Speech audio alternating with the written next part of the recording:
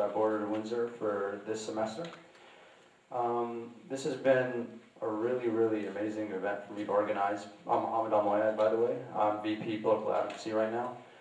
And the way this event came together was pretty amazing because how quickly it all came together. And I think the most amazing thing to me personally was how quickly CBC Windsor was willing to help us. And they offered, after like one email, to let the host for CBC Windsor's morning show, Kony here, to come and basically moderate the discussion, which is something that I never thought they would do. So please give a warm welcome to CBC Windsor's Kony.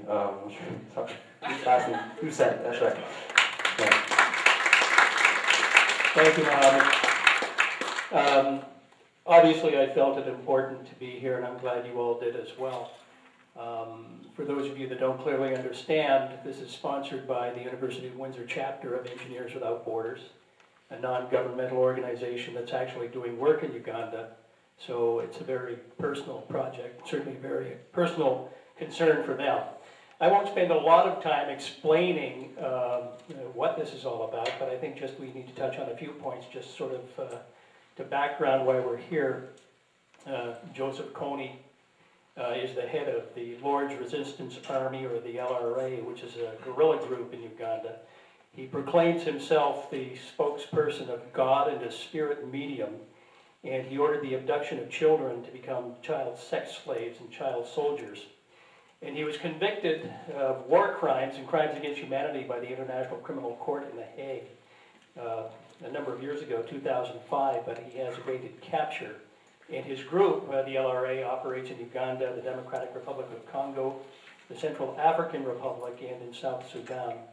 And an important part of the Kony 2012, the group behind the Kony 2012 campaign, is Invisible Children, Inc., and that's a nonprofit organization founded in 2004 to bring awareness to the activities of the LRA in Central Africa and its leader in particular, Joseph Kony. And Invisible Children Incorporated seeks to put an end to the practices of the LRA, and they promote their cause by producing and distributing films on the internet and presenting in high schools in Canada and the United States, and actually around the world. And Kony 2012, of course, is the little bit of film or video that I'm sure you're all familiar with. It was created and released March 5th, just a month ago tomorrow. And that purpose is to promote the charity's Stop Kony campaign, and it went viral, as you know. As of the 30th of March, which I believe was Friday, April Fool's Day, that's how we mark time. That was Sunday. 86 million views on YouTube, 16.6 million views on other areas, and just millions of views on the Kony 2012 website. And the campaign has resulted in a resolution by the United States Senate and a commitment of troops by the African Union. And this film is also called for an April 20th worldwide canvassing campaign. And on Monday of this week, Invisible Children, Inc. announced Kony 2012 Part 2 to be released this week. So that's essentially the background. I want to introduce our panelists tonight. Each of them will give us an opening statement, actually a response to an opening question, and then the informality begins. We'll certainly entertain questions from any and all of you who have them. So as moderator, I'll watch for your hands and recognize you, and I guess I'm the one that sort of drives the whole thing, so I think we're in for an interesting evening. Let me introduce the panelists first of all. Dan Brown. Dan, raise your hand if you would, please. Dan is a fourth-year behavior, cognition, and neuroscience student. He was a United Nations World Food Program online intern for January and organizer of Sky Lanterns for Hunger, an event here at the University of Windsor. Dan, welcome.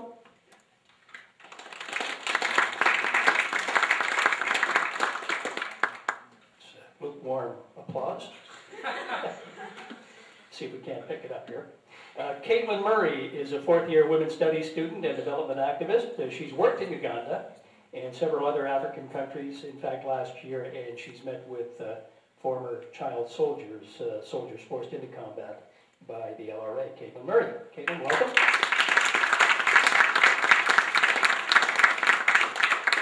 Jean-Claude Mugisho is an international relations major and an executive with the Windsor branch of Engineers Without Borders, and he grew up in Uganda, so certainly has a unique knowledge of the issue. Welcome, Jean-Claude. And Dane Macri, a former student here at the University of Windsor. He spent last summer in Northern Uganda working as a teacher with Invisible Children, Inc., teaching students who were either former child combatants or otherwise affected by the war in Uganda. Dane Macri. Dane, welcome. And welcome to all of you, and thank you to the organizers for allowing me to be here tonight. I'm really looking forward to this discussion.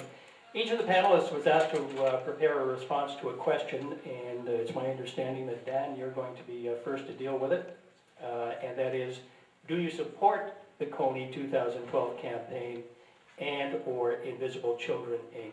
Why or why not?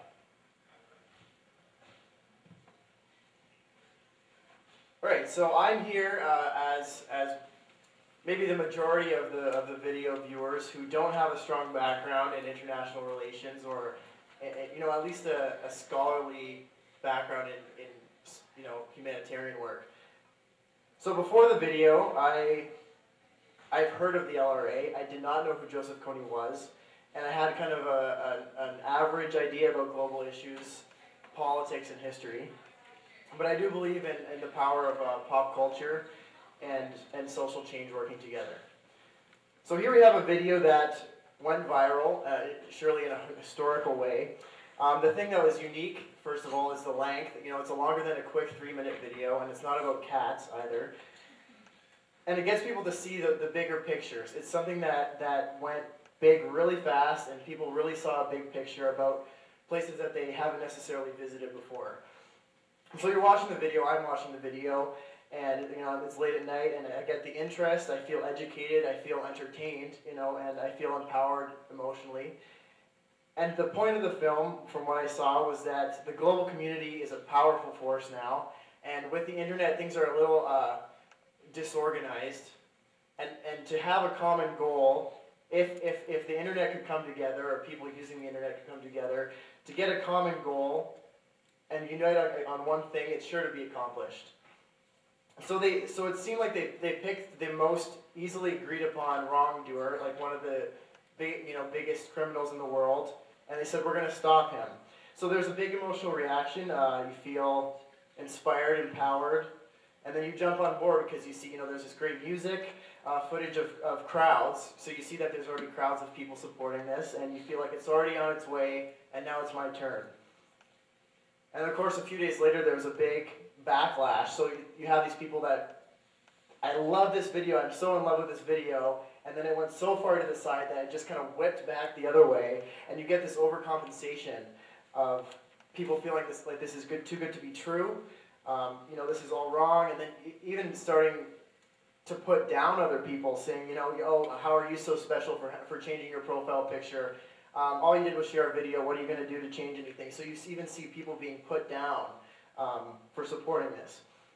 So in the same way that people jump on the bandwagon to support something when it's already taking off, there are people who run away from the bandwagon. But these both operate on the same mechanism, right? You're both reacting based on the decisions of other people. So my advice on that would be to keep in mind the opinion of the people that you respect, and be sure that whatever you hear makes sense with your own logic already, and try to find your way to shut out the chaos and to let your own thoughts come through. Because it will never be wrong to stand up for justice, compassion, and equality. So for me, the most exciting thing about this, right off the bat, people are talking. So controversy can be good, of course. And I do believe that for a large social movement to happen, there needs to be a real explosion. The way I kind of came up with putting this is to have a shift in the tectonic plates of culture. There needs to be an eruption, right? So you have all sides of the argument. People are in love with it, people hate it. People are angry and offended, and people are like pointing fingers at each other, and someone's saying, explain this to me, or, I'm going to wait till the dust settles. It really hit a nerve. And I thought, this is it. There was an explosion, something happened. People are talking, people are caring, and something soon enough will change. So the way I saw the backlash happening was mostly based on, first of all, the money. We are very wary about where our money goes when we make donations, and we're protective of our money. So when we see that it goes somewhere and it's spent in a way that we didn't anticipate it being spent, especially if you get really emotional from the video and maybe you bought their packages right away, you feel kind of mistreated, and kind of the common method is that the best way to donate or to engage in a charity is to have your money be sent straight to Africa, where of course this isn't invisible children. As far as I know, they're using media and pop culture and film and art and emotion to get the message across. So people like seeing their money translated exactly into how many meals does my dollar get, how many nets can I get, how many farm animals. They like these concrete, practical things. And then when they see that, because it's only a third that goes directly to Africa, around there, it's they get scared because this is unfamiliar, maybe it's suspicious. They have full-time staff. Is this a good thing? Is this a bad thing that there are people that are getting paid full-time for this? But of course, money doesn't equal change either. And we've been using money and donations for charity for so long, and it's not working. So the money itself is not the most important thing. So I'd like to ask, what's more effective? Because I remember the Facebook group was shooting up. The first thing I saw, the Cover of the Night Facebook group, it was around 150, getting up to 200 people. And that's when I started watching the video, and by the time it was done, it was like 3,000, 4,000. And this is not like even a pub night at a club or something. And usually things like that happen over weeks and weeks. But to see that in our city, thousands of people doing this, and it was late at night too. I think it was after midnight. And the numbers were just skyrocketing like I've never seen. So if each of those people donated $10, as opposed to if each person spent the night going out to the city to stand up for something, or to, because they don't just ask for money, they ask you to share the video, to write to your government, to rally together, make phone calls, make meetings with the government officials. What would say more, the money or the actual time that people are putting into something? Because it can be easier to get people's money than it is to get their time. And people are used to feeling guilty about, things. They see, people that are sad and powerless, and when you have this kind of guilt, and when you give away your money, you give away that guilt. And this is something different than that. And I believe that it needs to be about you're experiencing something. So I would even argue that what you experience has to be memorable, it has to be emotional, and you need that personal commitment. So first people need to know, and then they need to care, and then they need to do something. However, you can't change what people care about, but you can change what they pay attention to, which is what they did in this video. They draw your attention to different things, they draw you in, and they use good film. This is a really good, well-made film. And the message was the awareness. Another thing is that people like to see things in either black or white. So we stereotype people and situations so that we can simplify things, we can grasp them easier, we can organize them better in our mind. But that's not how life works. Not everything can be grasped so easily, and when something falls in the middle, it's uncomfortable, it doesn't sit well. For example, Kony is often labeled as the bad guy in the video, and obviously this is an oversimplification of a really complex issue. And just to take out everything on one person, it helps in a way because it's a label, it's a specific goal that we want to bring down this one person. But I think, it would be, maybe we can look at what it is about humanity that breeds that hatred and violence rather than the specific person itself. Another issue is the responsibility of the West. Is this even the West world's problem at all? Do we stay out of it? How do I do what I think is right? Is it even my responsibility at all?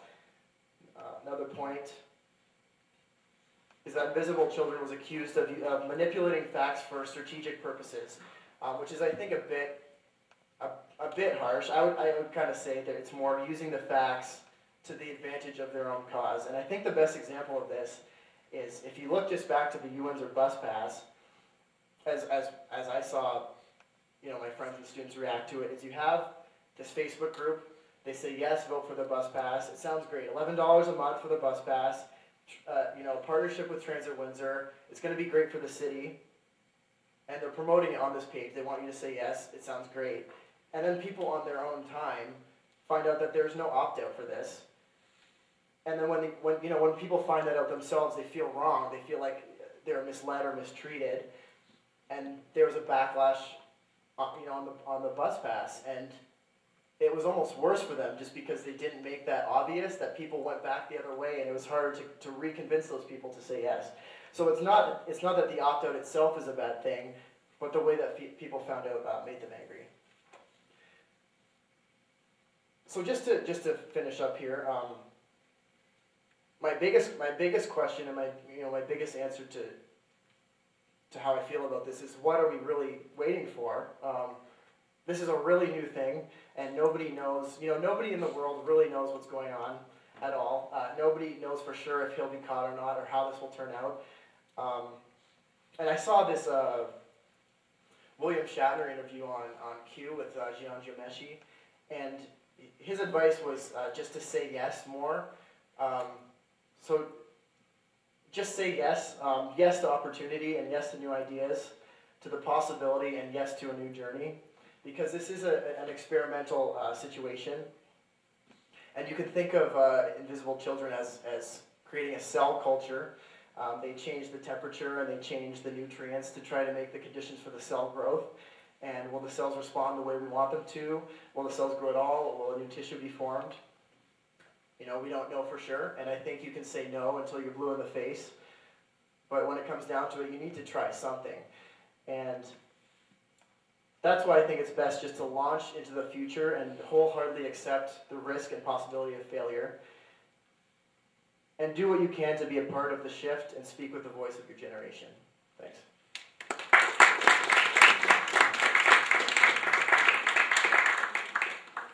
Thank you, Dan. That's John Brown. Our next panelist is Jean-Claude Mugisho. Jean-Claude?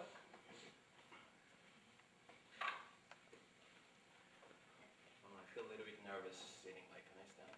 Is it going to be that? Yes. Oh yes, Invisible Children.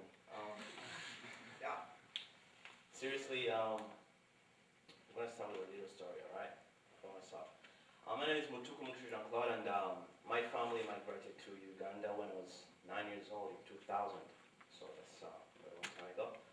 But the main reason is because, Africa is a little bit troubled, and Democratic Republic of Congo in specific has been a country full of, misfortunes or something like that. So there's a lot of wars, especially the fact that I come from the eastern part of the Democratic Republic of Congo. So I found myself in Uganda when I was 9 years old, and going in Uganda, the issue of Kony was the main thing in newspapers. We saw cartoons, and as a young kid, you just think it's funny, but in you there is a sense of insecurity. There is a sense that I lived in Kampala, and Kony is in northern Uganda, but even in Kampala as a young kid in 2000, like in the early 2000s, there was this fear that, I'm in my room, but Kony might get me anytime. So the point that I'm trying to say here is that Kony was a big factor. Kony was and is still evil if he's still alive. Kony's legacy is beyond our imagination, because in newspapers every day there are people with no lips and missing ears and amputations, and it was just horrible and disgusting at the same time. So this is the person that we're dealing with, Joseph Kony. So speaking about that and about his evil, I'm going to go back to the point that we are here for today. Do I support Kony 2012 campaign, or do I support the Invisible Children?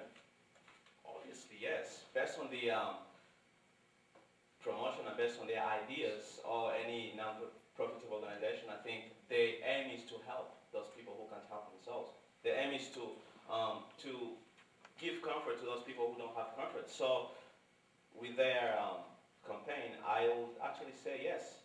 As a person who grew up in Uganda, I moved here in Canada in 2008. So since I was 9, I was in Uganda, then I left Uganda when I was 17. So I'll say, I feel I'll be so happy. I'll be like one of those people who go and dance in the streets if I heard that Kony was captured, if I heard that Kony is behind bars. I'll be so happy because finally, the threat, finally his legacy will be a little bit like diminished. So I'll be so happy if Kony was captured. But for me, I'm a little bit critical and cynical about Kony 2012. It's not because they're campaigning for money. It's not because they make no sense. It's not because they're a bunch of people who are just following people's money or they want to take your money. No, I'm against, no, I'm not against. I'm a little bit cynical about 2012 because I don't think it's about the invisible children, as the name says, you know. The people who made this video are called invisible children. But for me, I think it's more about Joseph Kony. And based on the introduction that you heard, Joseph Kony has been history in Uganda. Joseph Kony left Uganda, I think, in 2006. The campaign is trying to promote people going in Uganda, and you know what, like international forces to come together and push Joseph Kony out of Uganda, but this is not a fact. Just like I told you, I've been in Uganda since I was 9, and just like I said, my insecurity was really, really big. As a kid, I was really frightened, but that lasted for something like 5 to 4 years. In 2005, the Ugandan National Force, which is like the defense, did a great job of pushing Kony out of Uganda, and exactly the United States actually contributed to the Ugandan army financially. So Kony has been like, they've been fighting against Kony for quite a long time, and just like you heard, the ICC has issued an arrest warranty since 2005. So for me, I think the campaign was a little bit off point, or if you would like to say, they came a little bit late. And for me, I believe that they have a great potential.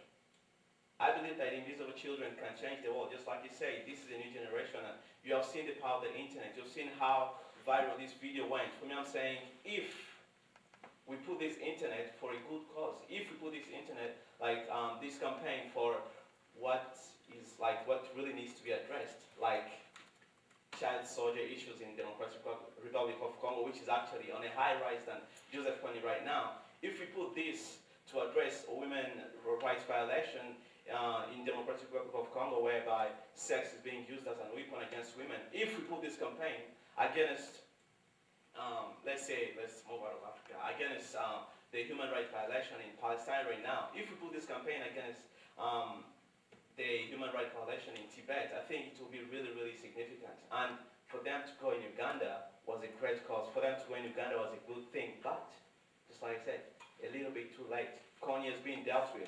I know Kony is in the Democratic Republic of Congo, and I know, just like I say, people will be so happy to see him arrested, but I think the resources that they use to promote this video will be more effective if it was used for human rights issues which are really, really relevant to our time right now, like what I just said, in the Congo or something like that. A lot of minerals are being stolen, or I don't know if I should use stolen, or lives are being wasted every day. We never hear about this. Even in Uganda right now, the current Ugandan government is violating a lot of human rights, but they go against Kony, who has been out of Uganda since 2005. People actually say he's been out since 2004. So why not really address the real issue? Why not really address that Museveni is killing journalists? Why not really address the fact that gay people and lesbians don't have rights in Uganda? Why not address those kind of issues? Please, what I'm just trying to say is that I really support the idea. I support the idea of going out there, helping people, but I think we need to put more emphasis on things that really needs to be addressed, like what I just said. Just like you heard, Africa is a continent which has been under, I don't know if I should use the word curse, it sounds a little bit harsh, but yeah, it's a little bit of a curse since the 1960s, after many countries gained independence. And for all those years, things have been happening. And for me, why I would say I'm a little bit divided on the issue of invisible children is that if, let's say, 50 or 20 years ago, or even 80 years ago, we had this kind of campaign, if people really cared this much, maybe we could not have had the Rwanda genocide. If actually people went out and addressed the way these invisible children addressed the issue of Kony, maybe this thing could not have happened. Maybe Hitler could could not have done what he did if people actually campaigned against him. So what I'm trying to say is that there is potential, there is power in this kind of messages. Another thing is that I was really impressed by the reaction of the youth, just like I said. The reaction of the youth was really enormous, and I think it actually defied a lot of myths and misinterpretation and misjudgments that youth have been having for quite a long time. Things like, oh, they don't care about politics. They just care about Jay-Z, CD, and Justin Bieber's baby and things like that. But seriously speaking, for me, I was really empowered when I went to my Facebook page and saw that young kids, 14-year-old girls, 14-year-old boys, teenagers were really concerned about, they're really willing to learn who is this person, who is Joseph Kony, what is he doing? And the fact that they actually contributed just 5 minutes of their time to go through the video and actually find out, actually gives me a little bit of power, saying that, you know what, maybe we are heading in the right direction. Maybe if only we actually give them proper information and correct information about what's really going on in the world, I think it will be really great. So before I conclude, I have too much to say, but just have to be brief. Before I conclude is that, for me, Kony 2012, instead of being so critical about it, for me, I love to make it a little bit of theory. You can actually quote me on this one. You can make, I think we should make it a concept. We should make it a beginning of a new era. How? By trying to promote good messages, by trying to actually put there good information, perfect information. Leave alone Kony 2012. I know, just like I'm saying here again, it was a good idea, but they came a little bit late. Maybe it's time for them to actually start promoting real human violations, just like I said in the Democratic Republic of Congo. Most of us here have laptops. I know that. We have cell phones. Yeah, we have cell phones, good. It's really good. But I think if we're really taught and educated about where the materials for those cell phones come from, if we're really educated about where the materials for our laptops come from, I think that will be really, really valuable. Because most of those materials come from, I won't say like all of them come from Africa, but partly of them come from Africa. And it's amazing to see that these cell phones that we have actually help us feel so connected with our families, with our relatives, with our grandparents and things like that. But the people who are actually mining those materials are kids, 6-year-old kids, who are being separated from their families. So their separation actually contributes to our unification with our families. So what I'm trying to say here is that they need to put out real messages saying that, you know what, you're buying this cell phone, but if you buy this cell phone, is it fair trade? Things like that. For me, if we have, let's say, 5 or 6 documentaries addressing these kinds of issues, seriously, I'll go in the street shouting, Viva Nokia 2012, Viva Toshiba or something like that. So I'll be really happy about that. I'll campaign for that. I'll go in the street. I'll even do crazy things just to promote this kind of idea. So all I'm trying to say is that Kony 2012 should be like a learning lesson. Let's not really look at where they failed or where they had their misfortunes. For me, because I'm a little bit cynical about most non-profitable organizations, because we're doing political science or international relations. Most of us are going to end up working in there. So it's a workforce, it's a career. So most of them actually have their own defaults, including the UN. They also have their own problems. They have their financial problems. They have their whatever problems. But for me, I'm looking beyond their financial problem. I'm looking beyond their managerial or executive problem. I'm looking beyond their greedy hearts of ideas. For me, I'm looking about the messages. And right now, I believe that Africa has been exploited for quite a long time, and they don't want to hear about what the executives and the invisible children did with the money that they received. All they want to see is progress, prosperity. All they want to see is somebody who can stop people like Museveni or people like the Mai Mai in Democratic Republic of Congo, people like the Chinese government, which is trying to violate people in Tibet's rights and things like that. I think we have a lot of issues that we can actually address apart from Joseph Kony. And just like I said, let's make this a concept. Let's make this like a new era whereby we know that youth actually care. Invisible Children, for me, has made it clear that, you know what, people like you can actually, donate or can actually kill 15 minutes to just go and sit sit down and try to find out what's going on in the world. And I believe there is a huge chance. I believe that we're heading in the right direction. If only we given, or if only we strive to get proper information and not just things like Kony.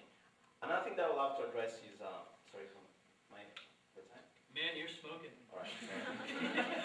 All right. Another thing that I would love to address is that I know people have been addressing things like the conspiracy, and there have been a lot of issues like, oh, maybe the USA is trying to go in, is trying to get an excuse to go to Africa because there is rumors about oil, and there is a lot of gold, diamond in Congo, and Sudan, oil, things like that. I know, people who argue that actually have a reason, They have a reason to do that because we have seen it over the years, whenever there is a problem like this, we tend to have like America coming in and doing this and all this. Actually, they have all the right to claim that there is a little bit of conspiracy going on here, because actually, if you look at Africa right now, in the past 5 or 6 years, China has been one of the main influences in Africa. African economy has been really, really fueled by China in many ways. I'm going to give an example of my country, Congo. In Congo, you know how you guys see the boulevards and roads and everything is really kept really well. In Congo, that's a little bit of the dream. Most of them don't have roads. In Kinshasa, it's like I'll say, my map, Canada is a big country, but you can actually travel from Ontario to Northern Canada, I think, in 5-7 hours. In Congo, you can't really travel in a place for 7 hours because we don't have roads. And that has been the story for since 1960, since the Independence Day. But China's come in, like, since the 2000s. China is actually starting to build stuff. All they want is, they don't care about how Congo is violating the human rights or something like that. All they care about is that, give us minerals, we give you roads. Is it working? Absolutely, it's working. Kinshasa is actually developing really, really well because China is doing something. So for me, I have heard people saying that this is a kind of like a new Iron Curtain. So maybe the United States is trying to get an excuse to get into Uganda through Congo to just prevent China's influence in Africa. Should you quote me on that? I'm not really sure, but you have the right to say that. You have the right to say that. Are they using invisible children? Just like I said, Africans don't really care. All they want to see is products. All they want to see is peace. All they want to see is prosperity. So for people who are actually thinking that way, I think you have a point to make. You have a reason. There might be things like that. Don't quote me on that, because just like many Africans, for us, we are at the point where we say, you know what? We have had enough. We have had enough killing. We have had enough slaughtering. All we want right now is prosperity. And I think that's the whole point here. The whole point is that, based on the reaction, just like you heard, about millions of people who watch this video, and I think they're just still watching it every day. There is promise and there is really hope for many Africans if the West is going to start getting, if the West is going to start educating themselves about really what goes on in Congo or in Zimbabwe, in things like that. There is future and there is hope in many children's lives, And for me, what I would really emphasize is that the only point that if there was any representative of the invisible children here, anyone here, what I would love to emphasize is that please let this campaign not be about Joseph Kony alone.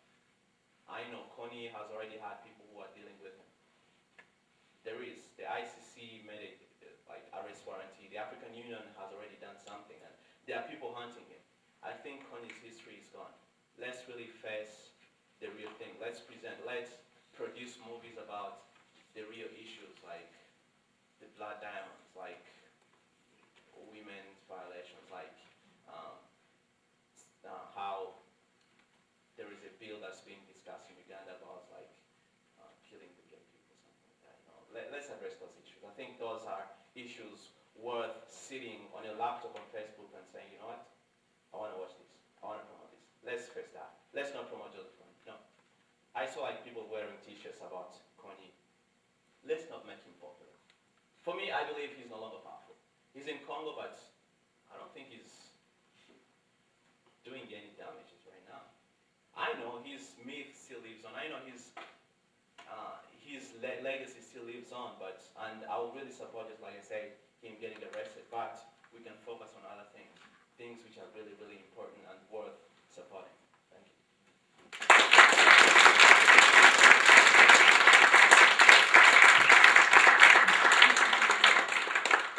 Thank you, Jean-Claude. Tragic lack of passion.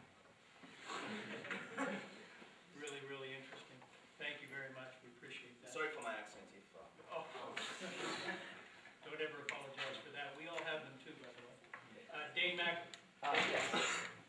Hello, I'm actually not dressed as nicely as Jean-Claude, so I'm just going to sit down actually while I talk. But yeah, also I do have a little bit of a speech impediment. So if at any point while I'm talking, if I fumble or hesitate or repeat words, I just want to assure you that this is just tea, okay, and nothing else. So, but yeah, and so with regards to the Kony 2012 and the Invisible Children campaign, I'm cautiously optimistic, and I support it, but I support it with with some criticisms, a lot of what Jean-Claude already had mentioned. But I actually went over to Northern Uganda this past summer as a volunteer. I'm a teacher, and I found out this volunteer program with the Invisible Children, working as a teacher in the education process,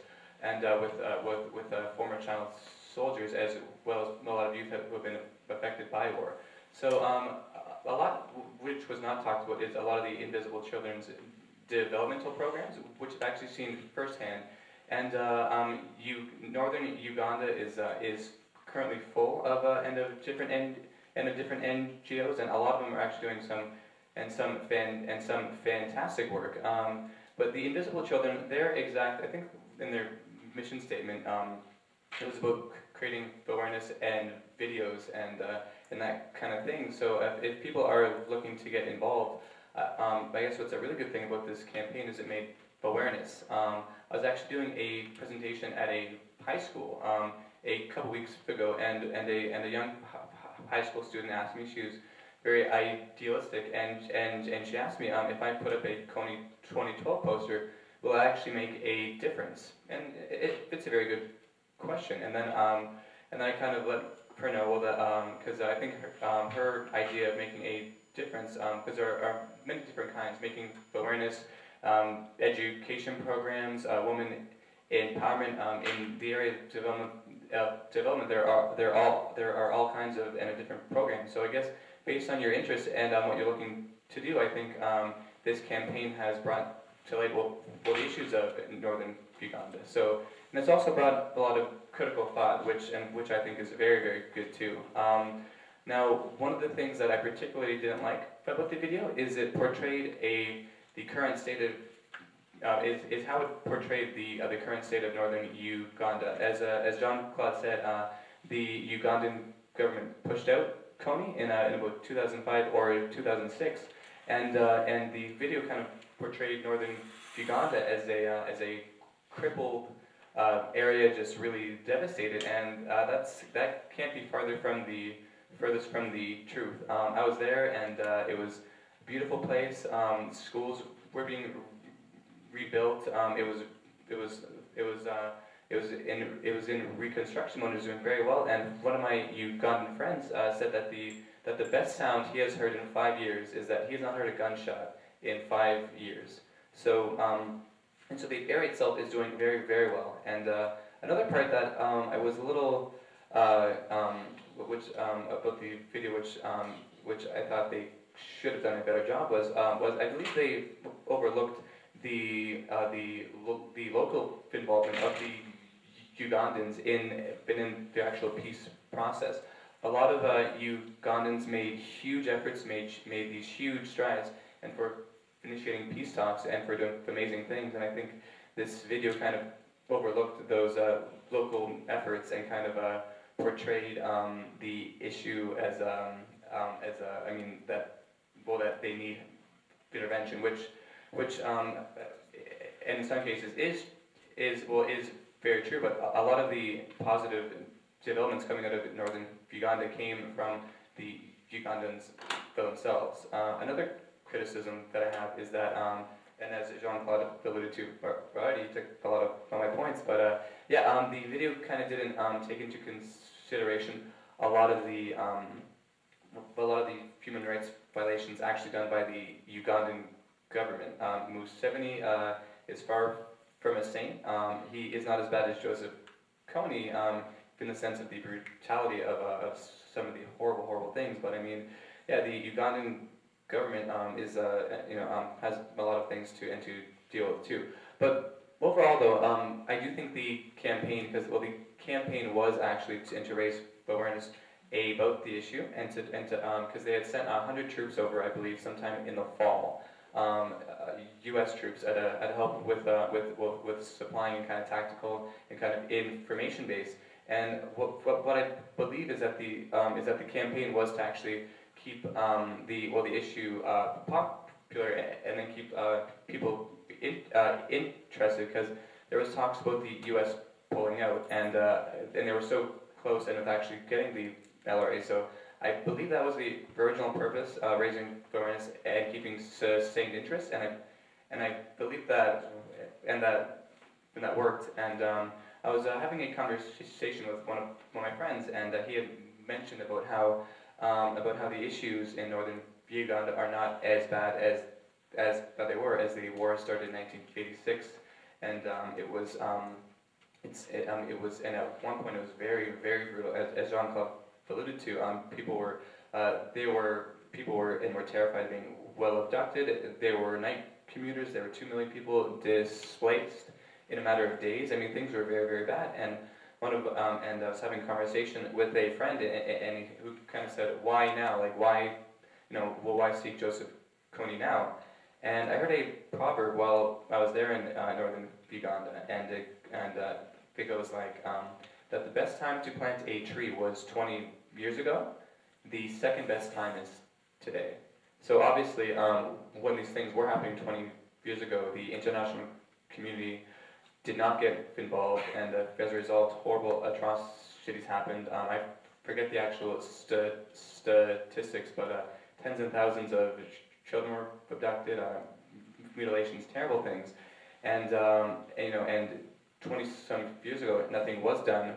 Even though the problem isn't as bad, I think that it is good, and to still create restorative justice. Because even though the issue is not as big, everyone that I met in Northern Uganda has been affected to some point by the war, either losing family or being combatants for themselves.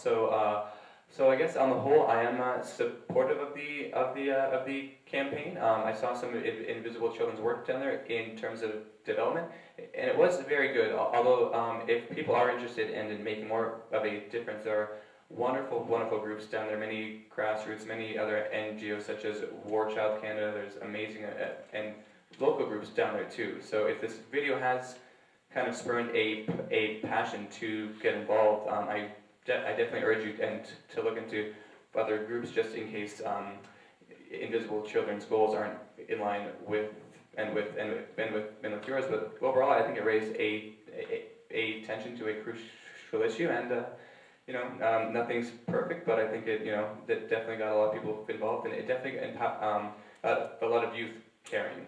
So even though it may have been the term slacktivist, people changing their profile pictures, but I mean, it's something though, so hopefully it's a step in the right direction.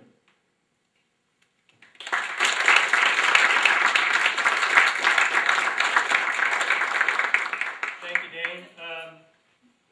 Could rightfully be accused of being an opportunist, I suppose, but if you're talking about an NGO working in Uganda, that might be worthy of support.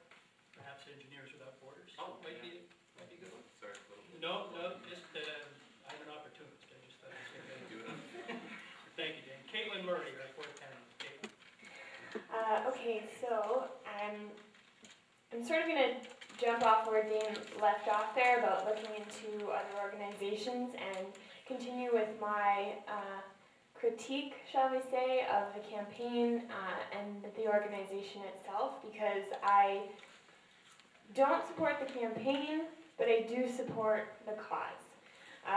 And the way I kind of wanted to approach this, since I only have about 10 or 15 minutes and a whole lot of information, is to focus on how we can be advocates and activists for this cause as Canadians without necessarily buying into what pop culture is telling us to buy into, and buying into an organization that we are critical of and don't really know where to go from there. So I'll just start with my initial reaction of the video, and I saw it about 5 minutes after it was released, just so happened to be on Facebook, and I'm a fan of Invisible Children on Facebook. So I saw the video and watched it, and I was initially really excited and supportive of it. And this is because I've been an advocate for this cause, the cause of bringing to light the issue of child soldiers and the issue of DDR, disarmament, demobilization, and rehabilitation of former child soldiers for about 4 years now. I worked as the campus president of the chapter of War Child for a year, and in that time, with many of you who are in this room, organized Gulu Walk, which was a campaign that made large efforts to end night commuting in Northern Uganda. And in fact, night commuting did end, and that campaign closed down because they had reached their goal. And I definitely admire that organization, Gulu Walk, for doing that, because they had a goal, they reached it, and they stopped. They didn't continue profiting. So anyhow, this was an issue that I was passionate about before, and that's why I initially was excited about the video. I was introduced to Invisible Children in early 2008, and had seen all of their other films as well. But I did have some initial concerns, which I started to post on this Windsor Facebook group. One of them was that the way the posters and the campaign looked didn't speak to my experience as a Canadian activist on these issues.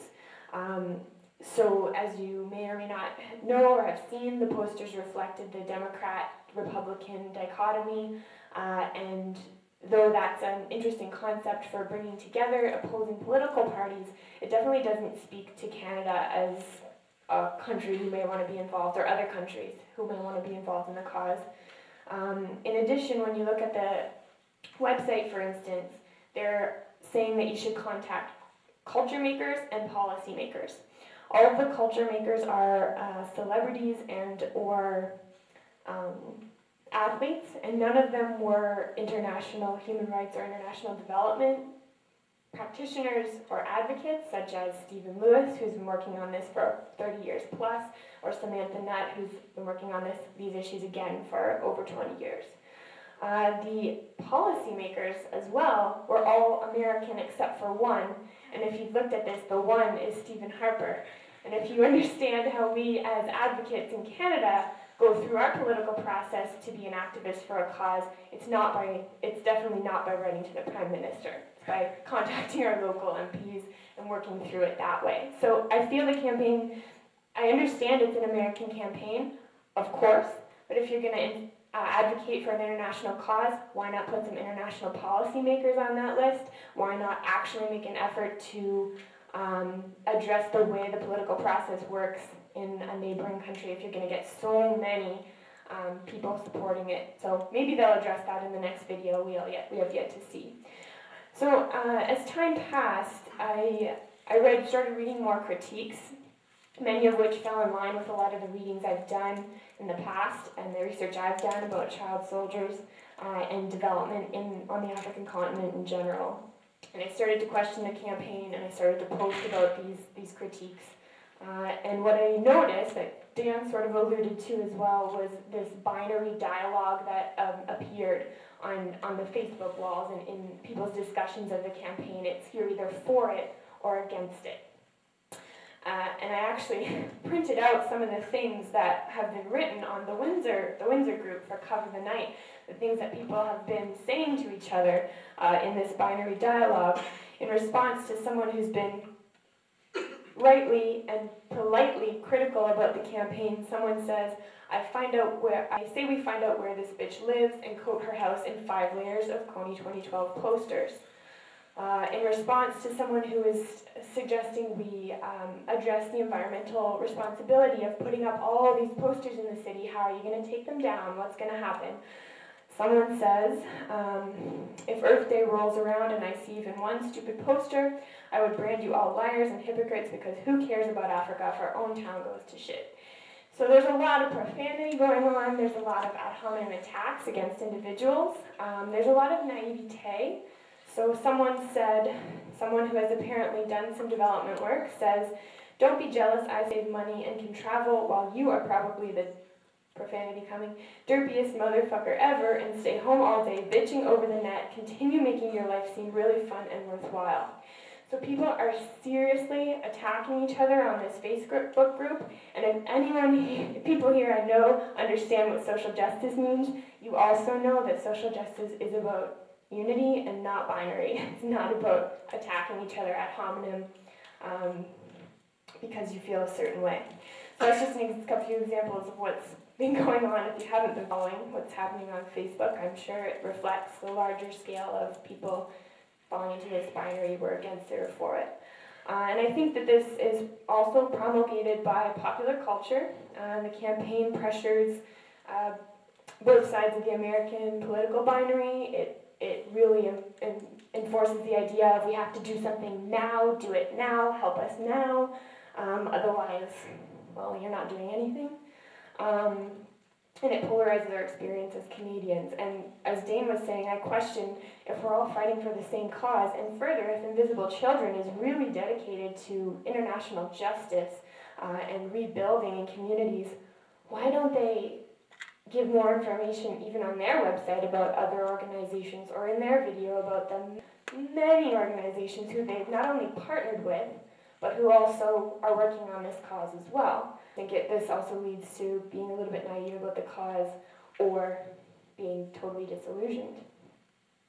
There are other more reputable, in my opinion, organizations working for this cause who are led by individuals with a lot of experience in the field of international development. And my example, I actually just completed a critical analysis of the annual reports of Invisible Children versus War Child Canada. They're working for similar causes, post-war rebuilding and assisting people in the aftermath of war. War Child does work in 12 countries, but it includes Uganda. Of course, Invisible Children works in only one. And you can ask me in the question period if you want to know more info about my analysis, but basically just suggesting that the individuals who run War Child and who form the board of directors are all individuals who are international doctors and people who've worked in development for a really long time, so they have a basis in this field, they've studied it, whereas the individuals who started Invisible Children, their background is more film, arts, pop culture, which isn't a bad thing. It's definitely needed in the marketing for these organizations, but it may not be the best base to say you're an authority on the issue. I'm asking why we don't search out other organizations, and I'm going to sort of suggest, and some critics have suggested this as well, that young people, to quote Jon Stewart, are powerless before viral videos. So yes, viral videos can have a hugely positive impact on the way we mobilize, but they can also have just this somewhat negative impact on the way we accept information at face value. To cite an example of how much viral videos get attention, the Invisible Children Kony 2012 video had about 7 million hits in under a week, yet I'm sure some of you have seen this video of a 2-year-old dancing to Elvis at a wedding that hit 8 million hits in just under a week. So 1 million more for a kid dancing at a wedding as opposed to the Kony 2012 video. So I have many other concerns with the campaign, and feel free to point these out in the question period, and I'm sure we can all sort of address them, but they include and are not limited to neocolonialism, sustainable development practices, the organizational budgets of the organization as compared to some other organizations doing similar work, the effectiveness of their security plan, the post-conflict plan, what will you do in the disarmament process with all of these former child soldiers, The idea that Canada and other countries' governments have an impact in development, and the unfortunate circumstance that $800 million was just cut in the latest federal budget from overseas development assistance. $800 million starting now over the next 3 years. Question the expert knowledge of the organization, the lack of recognition for internationally acclaimed activists, inaccurate information possibly, and another one is the ineffectiveness of the International Criminal Court. If you study IR or social justice or you understand the ICC, even if you don't, it basically operates on the principle of guilt must be proven beyond a reasonable doubt. And in the cases of internationally indicted war criminals, it's really, really difficult to prove that beyond a reasonable doubt, because they often, coming from countries of extreme impoverishment and rebel groups, don't have any records. They're relying completely on witness testimony, which takes an extremely long time and is very precarious. For example, the Thomas Lubanga trial, which has now become landmark. Thomas Lubanga was another indicted war criminal who abducted child soldiers in Congo, and his trial lasted 8 years up until mid-March when he was finally convicted. But 8 years to try this man, and he was almost released multiple times because the court couldn't find consensus. The chief prosecutor basically had him convicted on a bit of luck towards the end, where he appealed and they were able to find the necessary documents to convict him in that time. So the International Criminal Court, Invisible Children, makes it seem like as soon as Kony and others are caught and brought into the court, that it'll all be okay, but it might not be. There's still a possibility that those individuals can be let go, and the ICC has its own problems with that. So in summary, I feel that the Invisible Children Kony 2012 campaign fails to address youth activism outside of America. And I'm one of these activists. I identify as a Canadian activist for these issues. I think we can find our own solutions, that we need to carve out our own identity as Canadian activists to address these issues, that we can create our campaigns, we can change things just the same as this organization is trying to do, but in our own way that speaks to our experiences as Canadians, speaks to our own government and what our government does in international development. And I just think that, we need to carve out our own identity to address problems if we feel we are advocates for some of the least developed countries in the world.